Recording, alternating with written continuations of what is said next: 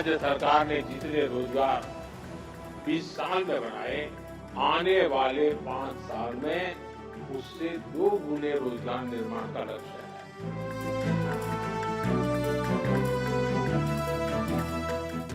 जिस पेड़ की जड़ों में कीड़ा लग जाता है, उसको फिर से जीवित करना बहुत बड़ा पराक्रम होता है। आरजेडी के कुशासन ने बिहार की हालत उसी पेड़ की तरह कर दी थी। इन सभी योजनाओं से बिहार के युवाओं को काफी फायदा होगा। ये सब जब चुनाव आता है तभी लोग हथडंडा अपनाता है। चुनाव खत्म होते ही पूरे तरीके से लोग भूल जाता है।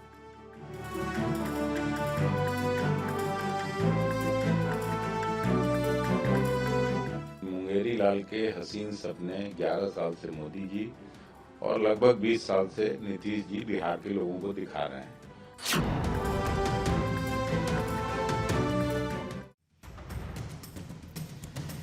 नमस्कार, आप देख रहे हैं दहाड़ और आपके साथ मैं हूं पूजा यादव। बिहार विधानसभा चुनाव का ऐलान कभी भी हो सकता है और उसकी तैयारियों में चुनाव आयोग लगा हुआ है, जबकि सियासी दल वोटर्स को अभी से लुभाने में जुटे हैं।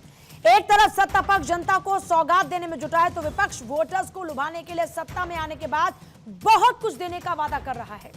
और ये किसी एक दल की तरफ से नहीं, बल्कि हर सियासी दल अपनी पहुंच के मुताबिक वोटर्स को साधने के लिए हर दांव पेच अपना रहा है। सवाल ये कि क्या जनता के हितों को ध्यान में रखा जा रहा है या फिर चुनाव को देखते हुए वोटर्स को साधा जा रहा है। आज प्रधानमंत्री मोदी ने बिहार के युवाओं से संवाद किया और एक बार फिर से लालू यादव सरकार के जंगल राज की याद भी दिलाई। आरोप लगाया कि 2.5 दशक पहले की शिक्षा व्यवस्था और बुरे हालात का आपको अंदाजा नहीं है। पहले बिहार में शिक्षा व्यवस्था तबाह थी, ना स्कूल खुलते थे, ना बच्चे आते थे। बच्चों को बिहार छोड़कर जाना पड़ा और यहीं से पलायन की असली शुरुआत हुई। जिस पेड़ की जड़ों में कीड़े लग जाते हैं, उसे फिर खड़ा करने में बहुत मेहनत लगती है। आरजेडी के राज में बिहार में वही कीड़े लग गए थे और नीतीश जी के साथ मिलकर हम बिहार को फिर पटरी पर लाए। इसके साथ ही पीएम मोदी ने बिहार के युवाओं से समस्याएं उनकी जानी और उनकी आकांक्षाओं को जाना, उनको सम्मानित किया। बेरोजगार युवाओं को भत्ता देने का ऐलान किया, जबकि इससे पहले 26 सितंबर को प्रधानमंत्री मोदी महिलाओं से भी संवाद कर चुके हैं और उनके खाते में आपको याद होगा 10-10 हजार रुपए ट्रांसफर भी किए जा चुके हैं। सवाल यह है कि बिहार के चुनाव में क्या महिला और युवाओं को साधा जाएगा और तभी बिहार चुनाव को जीता जाएगा, या फिर विपक्ष जैसा आरोप लगा रहा है कि चुनाव आया तो सरकार को लोगों को सौगात देने की याद आ गई। क्या वाकई ऐसा हो रहा है? आज इसी मुद्दे पर चर्चा करेंगे, लेकिन उससे पहले प्रधानमंत्री मोदी ने आज क्या कहा, उनके बयान पर विपक्ष ने क्या जवाब दिया, वो आपको सुनवाते हैं। 2-2.5 दशक पहले बिहार में शिक्षा व्यवस्था किस तरह तबाह थी। ईमानदारी से न स्कूल खुलते थे, न भर्तियां होती थी। मजबूरी में लाखों बच्चों को बिहार छोड़कर बनारस, दिल्ली, मुंबई जाना पड़ा। यही पलायन की असली शुरुआत थी। साथियों, जिस पेड़ की जड़ों में कीड़ा लग जाता है, उसको फिर से जीवित करना बहुत बड़ा पराक्रम होता है। आरजेडी के कुशासन ने बिहार की हालत उसी पेड़ की तरह कर दी थी।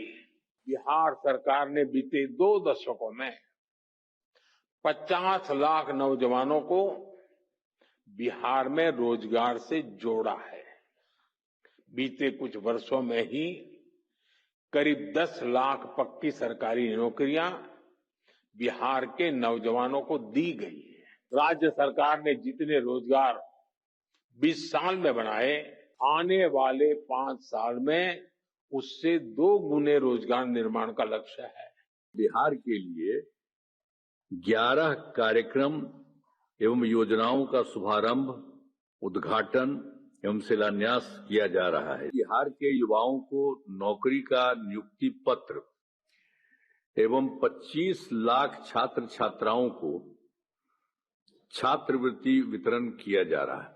हाल ही में केंद्र सरकार ने बिहार में 19 नए केंद्रीय विद्यालयों की स्वीकृति दी है।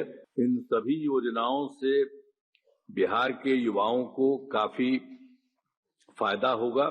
सौगात तो जब चुनाव आता है तो आप देख लीजिए कि सौगात यहाँ मिल रहा है। मुख्यमंत्री जी जो हैं वो महिलाओं के अकाउंट में 10-10 हजार रुपया का प्रलोभन देने का काम करते हैं। तो ये सब जब चुनाव आता है तभी लोग हथडंडा अपनाता है। चुनाव खत्म होते ही पूरे तरीके से लोग भूल जाता है, फिर कोई देखभाल करने वाला नहीं है, कोई सुनने वाला नहीं है। मुंगेरी लाल के हसीन सपने 11 साल से मोदी जी और लगभग 20 साल से नीतीश जी बिहार के लोगों को दिखा रहे हैं। चाहे शिक्षा का मामला हो, उद्योग लगाने का मामला हो, या स्वास्थ्य सेवा का मामला हो, या और कोई मामला हो, सब में बिहार लगातार पिछड़ता जा रहा है। तो कब तक मुगालते में बिहार का लोग रहे? कब तक मुगालते में यहाँ के लोग रहेंगे? विपक्ष ये सवाल पूछ रहा है, जबकि सत्ता पक्ष का कहना यह है कि जंगल राज से निकाल कर लाए हैं जनता को और आज जनता समझदार है। तो आज की दहाड़ शुरू करने से पहले उन सवालों का रुख कर लेते हैं जिनके इर्द गिर्द पूरी चर्चा रहने वाली है। सवाल यह है कि सौगातों की बहार से किसके पक्ष में जाएगा चुनाव? बिहार में चुनाव इसलिए महिला और युवाओं पर दाव। बीजेपी जेडीयू बांट रहे इनाम ताकि वोट का रहे ध्यान। वोटर्स लुभाने का काम रेवड़ी कल्चर हो गया आम। बिहार चुनाव से पहले बांटो बांटो वोटर्स को साधो, ये एक ट्रेंड देखने को मिल रहा है। आइए एक बार हमारे जो खास मेहमान आज जुड़ने वाले उनसे एक बार आपको मिलवा देते हैं।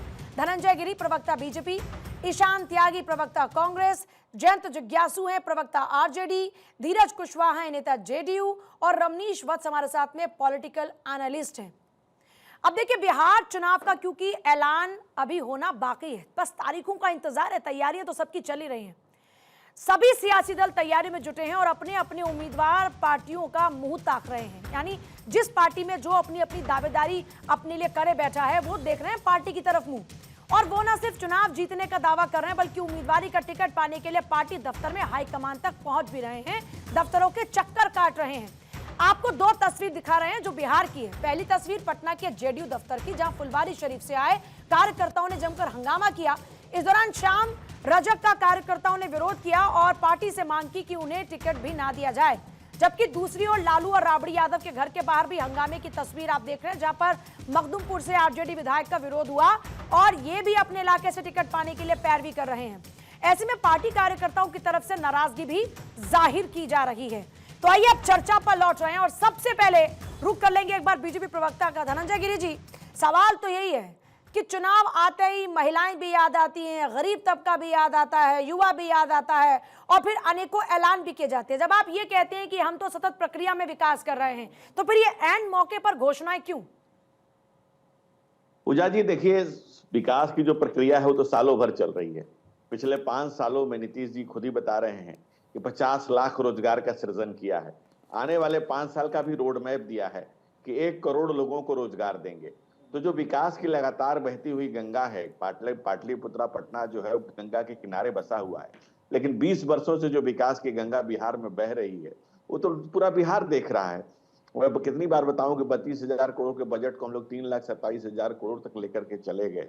जिस तरह से बिहार हर क्षेत्र में विकास कर रहा है, मात्र 400 करोड़ रुपए सोशल सिक्योरिटी पे खर्च होता था, 200 रुपए महिलाओं को मिलते थे, आज 5,000 करोड़ से ऊपर मिल रहे हैं।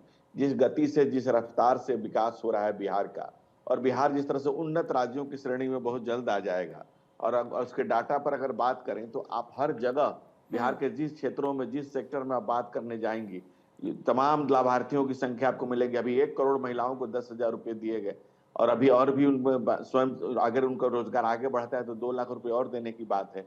11 लाख से अधिक स्वयं सहायता समूह गठित किए गए हैं बिहार में। इसमें 1.4 करोड़ से अधिक जीविका दीदी हैं। कक्षा 9 तक दाखिला लेने वाले छात्राओं को 3,000 रुपए, 10,000, 5,000 रुपए, 10,000 रुपए, 50,000 रुपए आप तो सत्ता में जमाने से सवाल तो ये है ना धनंजय जी, सवाल तो यही है कि एकदम से अब क्यों? आप तो कब से सरकार में है। पूजा जी, तो हम तो कह रहे हैं कि जो हमने 1.7 करोड़ महिला जीविका दीदी बनाया वो आज थोड़ी बना दिया है। ये तो पिछले 20 साल के सतत प्रयास से है। लाखों दीदियों को जो लखपति दीदी बनाया गया है, जो ड्रोन दीदी बनाया गया, तो एक दिन की प्रक्रिया थोड़ी हुई। ठीक है सर, आती हूँ ईशान त्यागी। आपको लगता है कि संभव है? सर आ रही हूँ ईशान त्यागी जी। सवाल ये है कि इनके पास महिला, युवा, गरीब सब वाले दाव हैं और जिसको ये चल भी रहे हैं, घोषणा पर घोषणाएं कर रहे हैं। आपको लग रहा है कि टक्कर दे पाएंगे?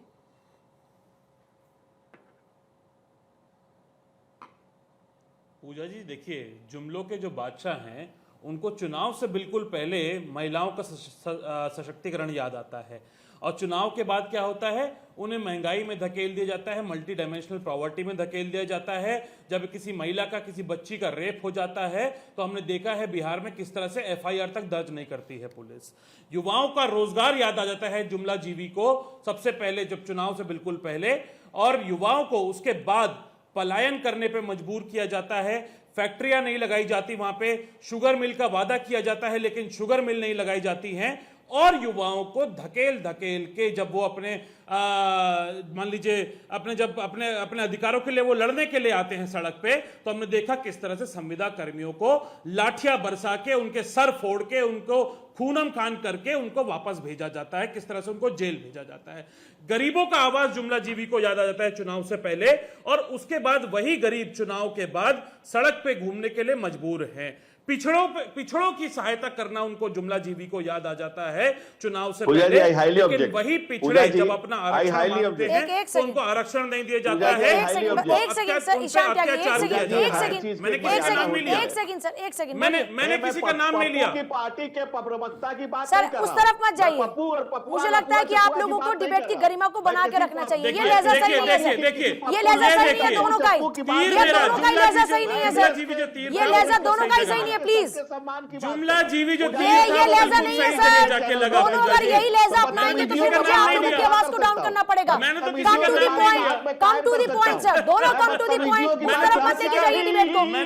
ईशान त्यागी जी एक सेकंड, नाम नहीं लिया, मैंने किसी का नाम नहीं लिया, लेकिन मिर्च भाजपा के प्रवक्ता को लगी, इसका मतलब वो समझ गए कि जुमला जीवी कोई नहीं है, प्रधानमंत्री नरेंद्र मोदी का नाम जुमला जीवी है। जुमलों के सरताज, जुमलों के बादशाह अगर कोई है देश में तो प्रधानमंत्री नरेंद्र मोदी जी है। ये समझ आ गया, इस तरफ लेके जाएंगे चर्चा को, पॉइंट पर बात नहीं ना, लेकिन मिर्च भाजपा के ये चर्चा मुद्दों पर होनी चाहिए।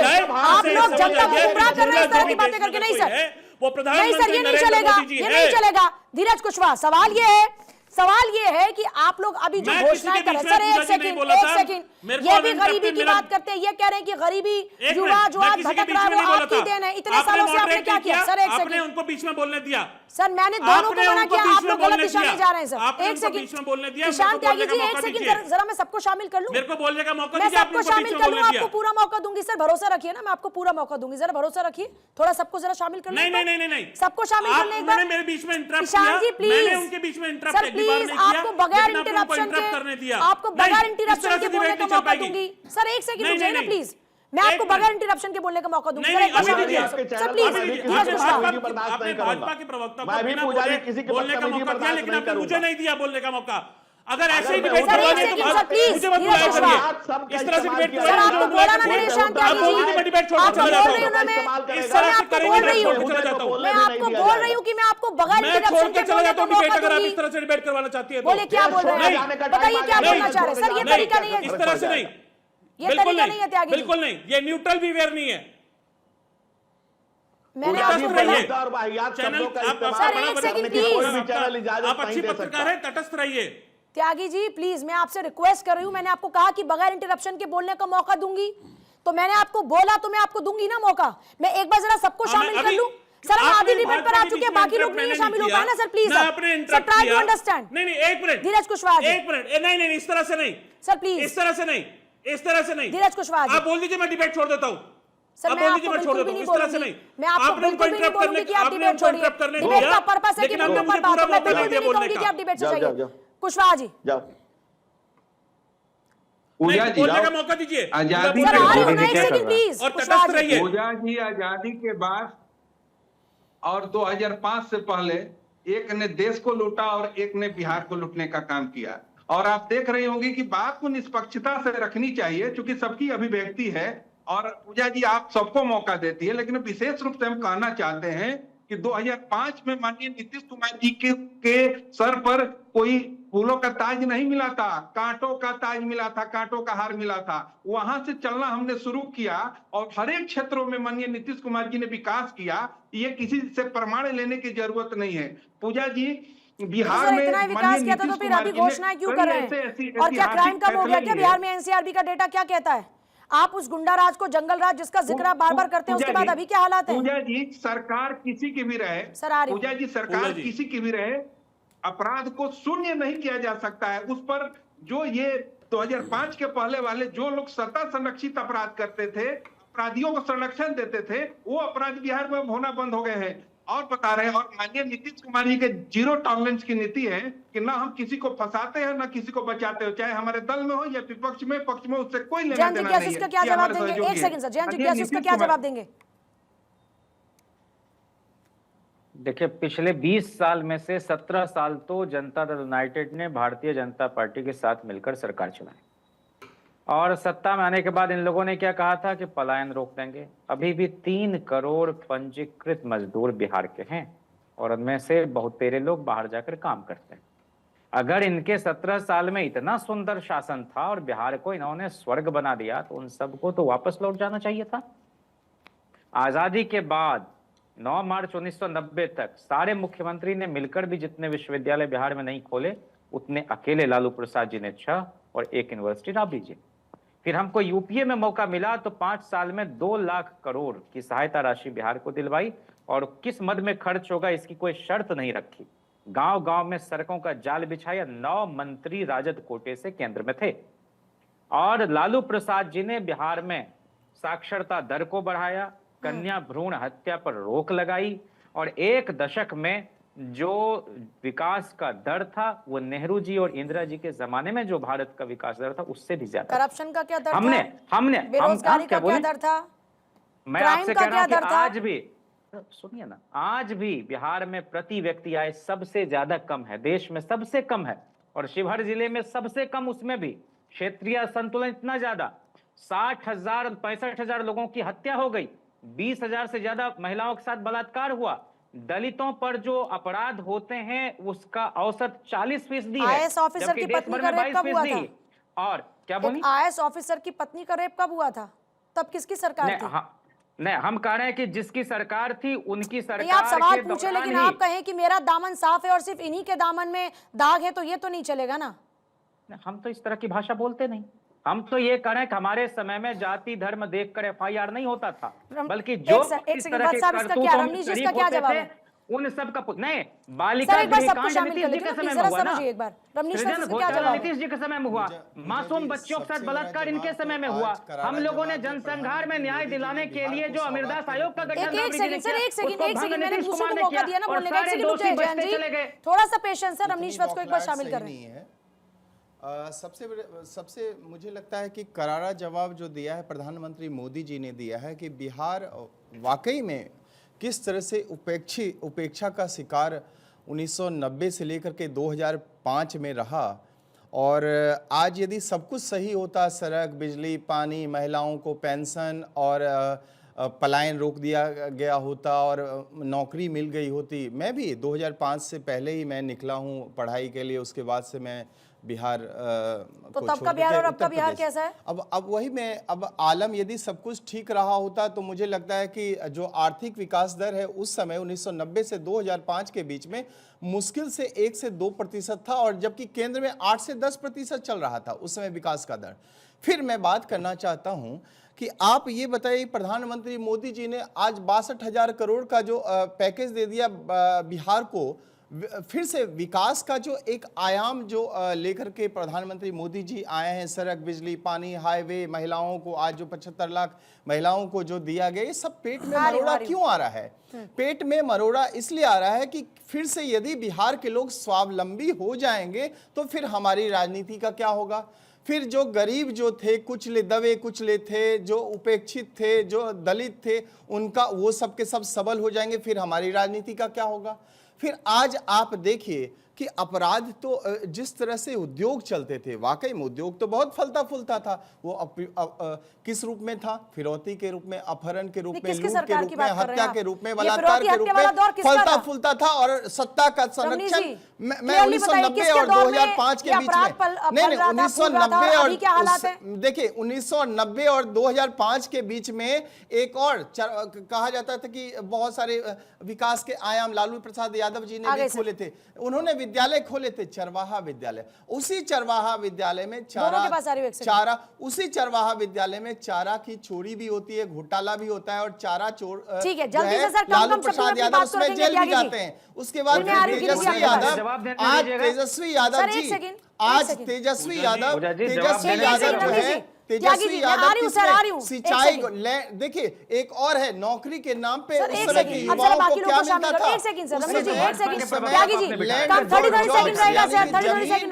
जमीन के बदले नौकरी के नाम पे उनके साथ ये छलावा किया जाता था। ठीक है, त्यागी जी राजनीतिक विश्लेषक हैं, इनको चुप करवाइए। संघी है, कौन विश्लेषक इनको बोल रहा है? संघी को बिठा दिया है। मुझे लगा अच्छा राजनीतिक अच्छा राजनीति का विश्लेषण करेंगे, ऐसे आप किसी के ऊपर करेंगे और नहीं उठा सकते। ऐसे नहीं, हम ऐसे ही उठाते हैं उंगली। नहीं, गलत बात है वो। आपको अगर ऐसा कहें तो नहीं, एक सेकंड से please please please please please भटके मत, भटकिए मत, कम टू द पॉइंट, मुद्दों पे बात रखने आए ना। विश्लेषक ऐसा होता है क्या? विश्लेषक दोनों तरफ तक की बात करता है। वो उस आलम की अच्छाई बुराई की बात करता है। Please please Jayant ji, divert मत कीजिए डिबेट को। एक सेकंड प्लीज सर।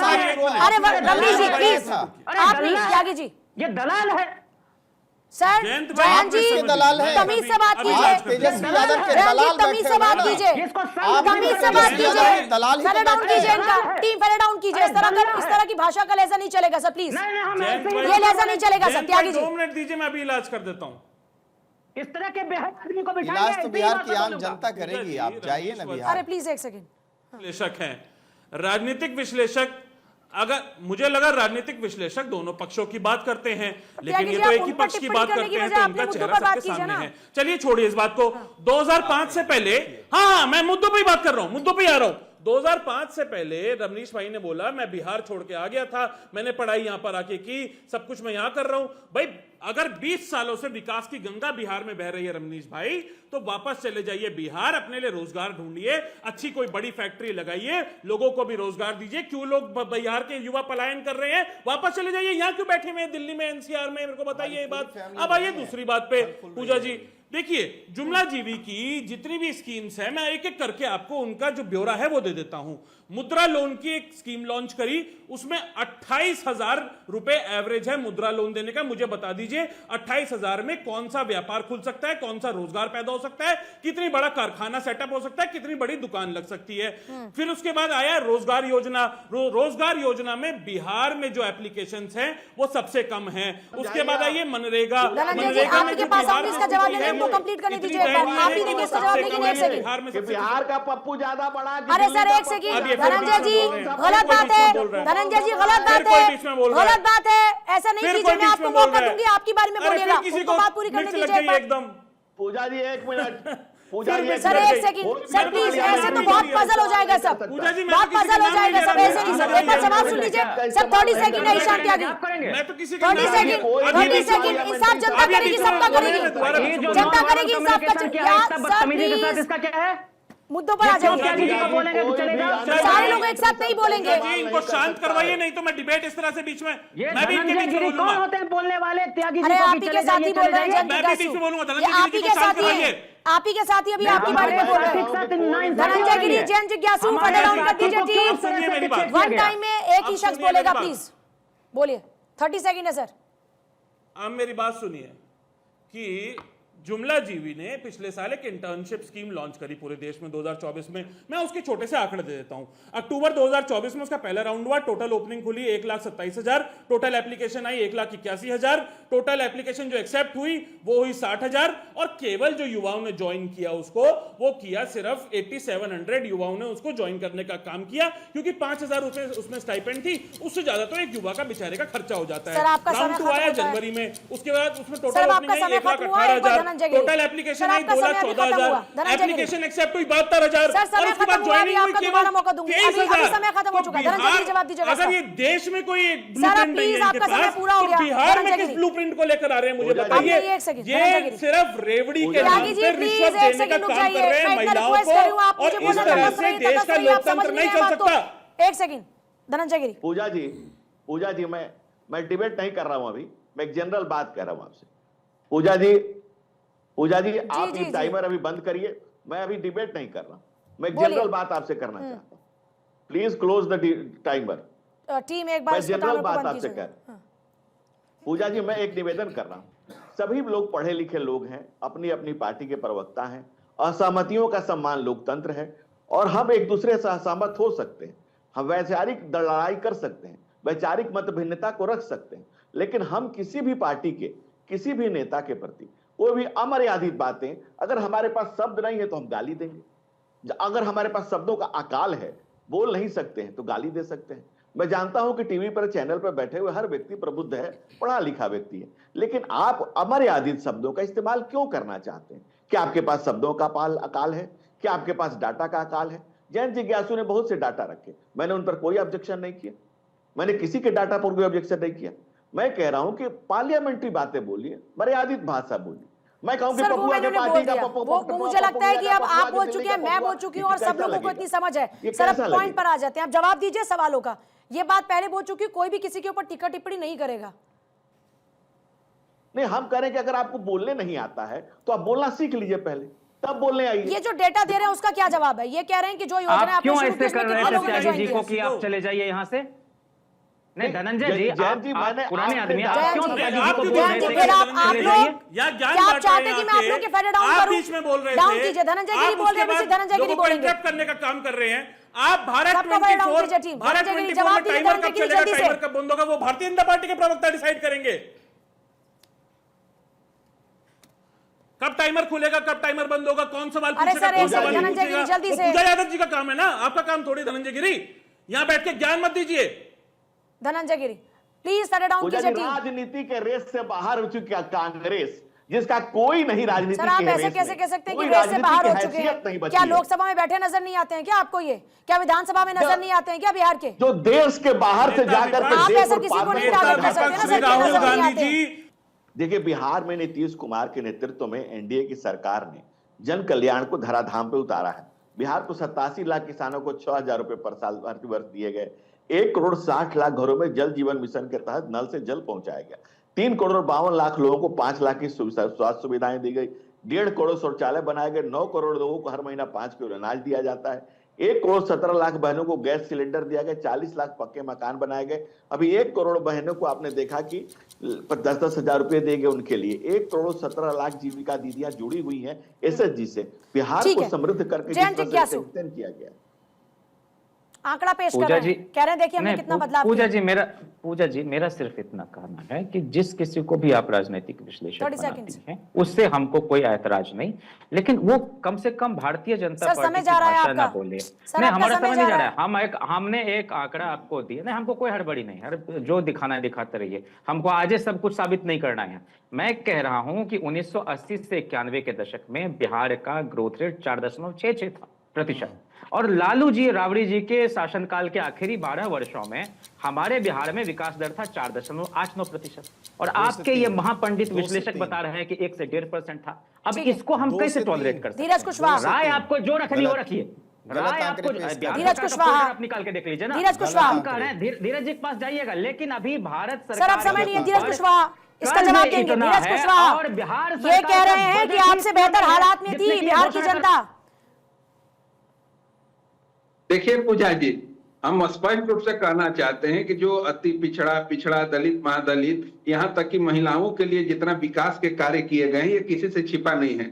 हमारा ये ध्येय रहा है कि समानता, जो व्यक्ति समाज के अंतिम पंक्ति में खड़ा था वो अगर हमारे साथ रहने वाला व्यक्ति समाज में पीछे छूट गया, उसको हम समानता लाने की बात करते हैं, उस पर काम करते हैं। यहाँ आप देखे होंगे कि बिहार में महिलाओं का क्या स्थिति था। घर से मेला और त्योहारों में निकला करती थी, आज हर एक क्षेत्रों में पुरुषों के साथ कदम से कदम मिलाकर काम कर रही है। ये हमारी उपलब्धि है। जिन्होंने बिहार का नाम बदनाम करने के लिए दुनिया के पटल पे काम किया था, जो कि कहते थे कि चारा चोर, कतरा चोर के नाम से जो बिहार का सृजन चोर कहा जा रहा है।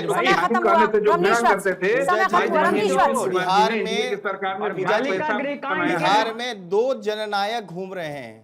एक लोकनायक जयप्रकाश नारायण बनने का प्रयास कर रहे हैं, दूसरा कर्पूरी ठाकुर बनने का प्रयास कर रहे हैं। एक राहुल गांधी जी जो कि नेशनल हेराल्ड केस में वो आरोपी हैं, दूसरा जो है मनी लॉन्ड्रिंग केस में है, जमीन घोटाले का देख लीजिए, शिक्षक भर्ती घोटाला देख लीजिए। ये सारे जो आरोपी हैं वो अपने आप को जननायक साबित करने में लगे हैं। और राघोपुर विधानसभा क्षेत्र में जो है बाढ़ से डूबा हुआ है, वहां पे ब्रिज में आप जाके डांस कर रहे हैं, और वो भी ब्रिज में जहां पे वो डांस कर रहे हैं वहां पे ये भी देखना पड़ेगा वो भी नीतीश कुमार जी का ही बनाया हुआ है, वरना पहले तो यहाँ पे कट्टे और गोला बारूद और AK-47 घूमता था, वहां पे इन्हीं के लोग जो घूमते थे ब्रिज के ऊपर। आज ये डांस कर रहे हैं, तो इस लायक कम से कम नीतीश कुमार जी ने बना दिया ताकि आप डांस करने के लिए चले जाते हैं।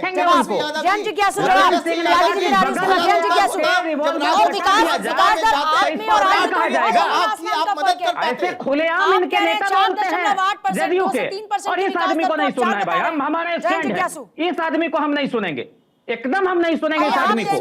ये बिका हुआ आदमी है, ये आप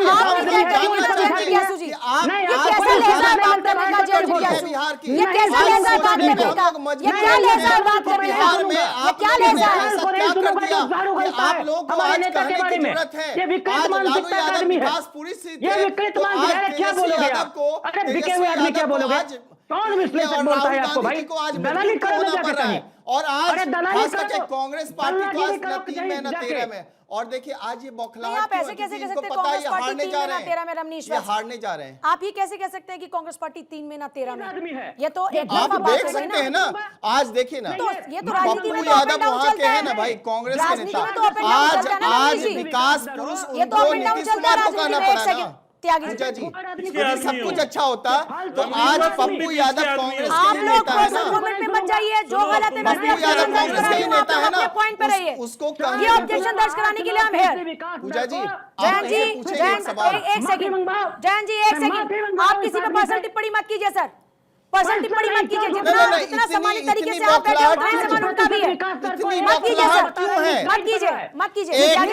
एक आम नागरिक बिहार का होने के नाते मेरा हक है ये जानने का और ये समझने का कि आपने इतना सब कुछ दोनों का डाउन कर दीजिए, नहीं चलेगा। त्यागी जी, क्या लाइन है इस बार, क्या घोषणाएं होंगी बिहार की जनता के लिए इस बार? आप एसआईआर के बाद अब क्या गरीब युवा महिलाओं के लिए भी कुछ बोलने वाले हैं क्या? पूजा जी देखिए, सबसे पहले तो देखिए रमनीश वत्स क्योंकि राजनीतिक विश्लेषक है, उनका काम तटस्थ होना है, तटस्थ नहीं है वो, इसलिए उनके बारे में अगर वो हमें कह रहे हैं ना 3 में 13 में है, मैं ये कहता हूं कि ये संघ में है ना, ये आदमी में है ना ये औरत में है। अगर मैं ये बोल दूं ना ये आदमी में है ना ये औरत में है, तो क्या इनको अच्छा लगेगा? क्या इनको अच्छा लगेगा अगर मैं ये बोलूं ना ये आदमी में औरत में? मैं आपसे सवाल पूछ रही हूँ, इतना इंपॉर्टेंट, बिहार की जनता को क्या देगी कांग्रेस की और आरजेडी की सरकार? मैं आपसे सवाल पूछ रही हूँ, आप रमनीश वत्स को पकड़ के बैठे, रमनीश वत्स आपकी सरकार वहां पर नहीं है मुद्दे वत्स साहब, एक सेकंड प्लीज। बिल्कुल बिल्कुल बिल्कुल, रमनीश वत्स जैसे के भरोसे हम बैठे भी नहीं है, भाजपा बैठी हुई है रमनीश वत्स के भरोसे। देखिए बिहार में जो मुद्दा है वो पलायन का सबसे बड़ा मुद्दा है, क्योंकि जुमला जीवी ने बात करी शिक्षा की, मैं शिक्षा के कुछ आंकड़े दे देता हूं। बीपीएससी का पेपर हुआ 2020 में लीक हो गया, 67वां पेपर हुआ बीपीएससी का 2022 में लीक हो गया, बिहार का टीचर रिक्रूटमेंट एग्जाम हुआ 2024 में लीक हो गया, नीट का पेपर हुआ 2024 में वो भी लीक हो गया, बिहार कम्युनिटी हेल्थ ऑफिसर का 2024 में पेपर हुआ वो भी लीक हो गया, फिर जो 70वां पेपर था बीपीएससी का 2024 में वो भी लीक हो गया। संविदा कर्मी अपना एक स्ट्राइक करते हैं और उसके बाद जब वो अपने अधिकारों की डिमांड करते हैं, अधिकारों के लिए लड़ने जाते हैं, तो पुलिस उन पे लाठी बरसाती है, उन पे डंडे बरसाती है, उन पे आंसू गैस बरसाती है और उनको मार मार के वहां से फेंका जाता है। आपके गठबंधन की सरकार भी जितने दिन के लिए आई थी उसमें भी बरस रही थी, राजस्थान युवाओं पर लाठियां बरसना कब बंद हुई है? इनके बिहार सारे में जब आप लोगों की सरकार है, भ्रष्टाचार की बात करिए, एक मिनट, भ्रष्टाचार की बात करिए, एक सवाल का जवाब दीजिए आगे जी। पूजा जी एक मिनट, लाठी आप लोगों ने नहीं बरसाई क्या? मुझे मुद्दे क्या बताने हैं? लाठी आप लोगों ने नहीं बरसाई क्या? जब उप मुख्यमंत्री तेजस्वी यादव थे तब सड़कों पर युवा नहीं आए थे क्या? तब लाठियां नहीं बरसी क्या उनके ऊपर? कितने पेपर लीक हुए थे? बिल्कुल, हमारी जब यूपीए की सरकार थी तब मैं यूपीए की सरकार की बात ही नहीं कर रही, मैं बिहार के गठबंधन की सरकार की बात कर रही हूँ। फायदा हुआ जिसमें जो गरीब थे देश के उनको फायदा हुआ। मैं एक मिनट उसी पे आ रहा हूँ ना, एक मिनट उसी पे आ रहा हूँ। आप अब बात करिए बिहार की। बिहार में देखिए भ्रष्टाचार एक बहुत बड़ा मुद्दा है।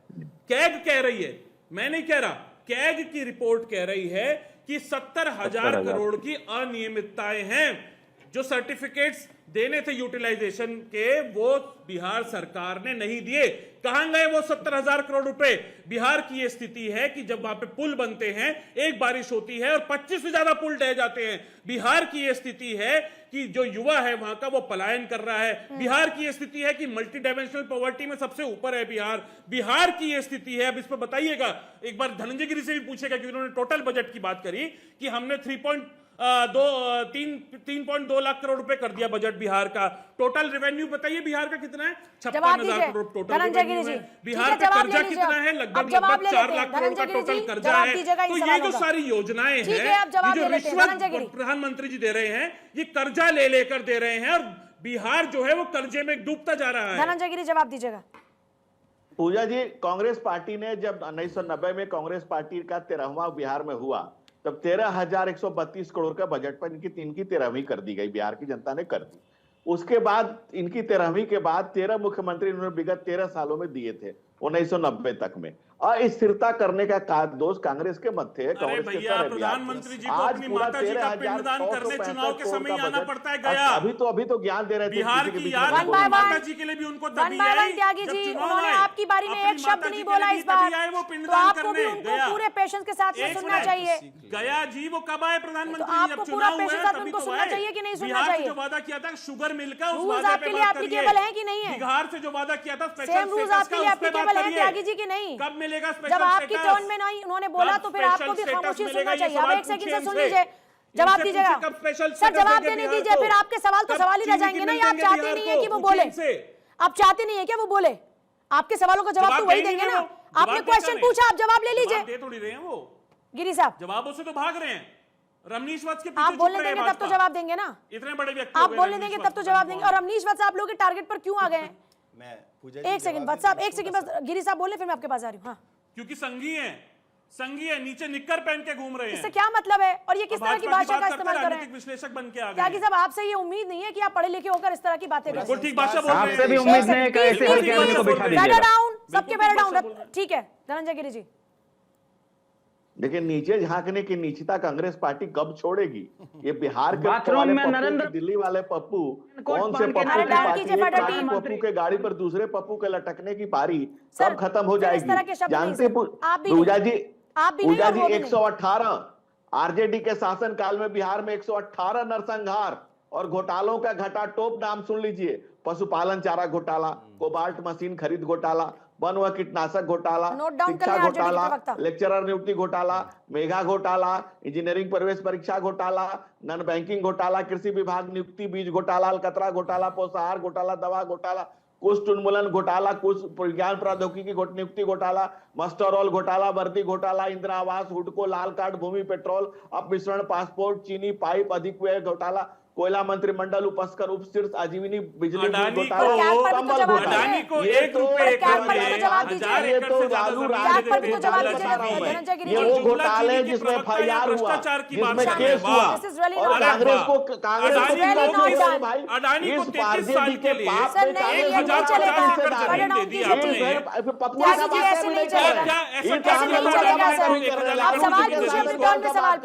गिरी साहब, अब 30 सेकंड आपके पास है, बात पूरी कीजिएगा। कैट पर भी जवाब दीजिए जो सवाल मैंने उठाया आपके ऊपर। पूजा जी, फिर मैं आप ही के पास आ रहा हूं। एक सेकंड, मैं नहीं कह रहा हूं, ये राबड़ी देवी जी के लालू जी के रिश्तेदार साधु जी और सुभाष जी ने बताया है कि अपहरण का उद्योग जब चलता था तो उसके डीलर मुख्यमंत्री निवास में बैठते थे और मुख्यमंत्री निवास से डील होता था कि किस अपहरण किसका कितना फिरौती लिया जाए। ये मैं नहीं कह रहा हूं, मेरा नहीं क्लेम, ये आदरणीय साधु जी सुभाष जी का कहना है कि वो लोग बैठ करके डील कराते थे और मुख्यमंत्री निवास से होता था। अब इससे बड़ा गुनाह, इससे बड़ा पाप, इससे बड़ा शर्मसार करने वाला, इस पर कोई डाटा की जरूरत है? इस पर कोई डाटा की जरूरत है? इस बेशर्मी पर बात करने के लिए, इस बेहयाई पर बात करने के लिए किसी डाटा की जरूरत है? निष्ठा का परिचय आज कांग्रेस पार्टी के प्रवक्ता और राजद ने दिया। मुझे लगता है मैं उस स्तर तक बिल्कुल भी नहीं जाऊंगा। फिर बात करना चाहता हूं कि कैग रिपोर्ट का हवाला दिया जा रहा था, तो 1990 से 2005 के बीच में 11,000 करोड़ से अधिक खर्च का कोई हिसाब नहीं दिया गया था। लालू जी की सरकार में, और औसतन देखा जाए तो 30 से 40% जो है फंड वो वापस केंद्र को चले जाते थे। ये आलम हुआ करता था। फिर मैं बात करना चाहता हूं कि देखिए तेजस्वी यादव, आप वाकई में जननायक हो सकते हैं, अपने पार्टी के प्रवक्ता है, लेकिन बिहार की जनता के लिए तो बिल्कुल कतई नहीं हो सकते हैं, बिल्कुल कतई नहीं हो सकते। जब आप एक अपने विधानसभा की देखरेख नहीं कर सकते हैं तो मुझे लगता है कि और आम विधानसभा का।